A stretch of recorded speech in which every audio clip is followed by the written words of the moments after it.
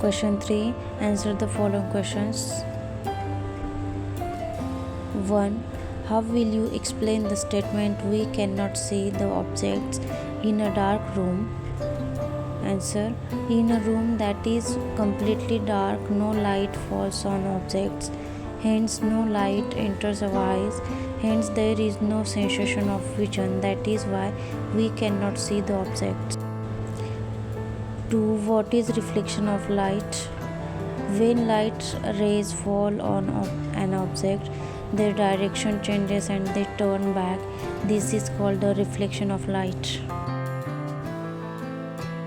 Q. 4. Explain the difference between regular and irregular reflection of light. Answer for regular reflection of light. The angles of incidence as well as the angles of reflection are the same for all parallel rays of light incident on the plane and smooth surface. Hence, the reflected rays are also parallel to one another. For irregular reflection of light, the angles of incidence for parallel rays of light incident on the rough surface are not equal, and hence the angles of reflection are also not equal.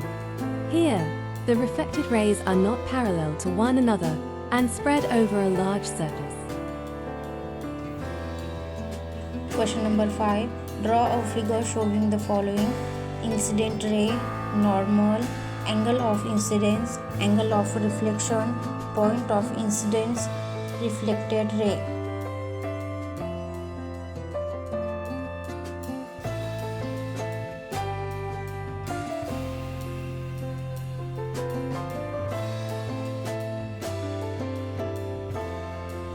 Question number 6. Study the following incident. Swara and Yash were looking in a water-filled vessel. They could see their images clearly in the still water. At that instant, Yash threw a stone in the water. Now their images were blurred. Swara could not understand the reason for the blurring of the images. Explain the reason for blurring of the images to Swara by answering the following questions. 1. Is there a relation between the reflection of light and the blurring of the images? Answer. Yes. Second one, which types of reflection of light can you notice from this? Answer. Regular reflection of light when light is incident on the still water, and irregular reflection of light when light is incident on the water as ripples are produced on its surface. When a stone is thrown in the water, still water behaves as a plain and smooth surface, while oscillating water behaves as a rough surface. Number 3. Are laws of reflection followed in these types of reflection? Answer. Yes. Question number 7. Solve the following examples. Number A. If the angle between the plane mirror and the incident ray is 40 degree, what are the angles of incidence and reflection? Solution. The angle between the plane mirror and the incident ray is 40 degree.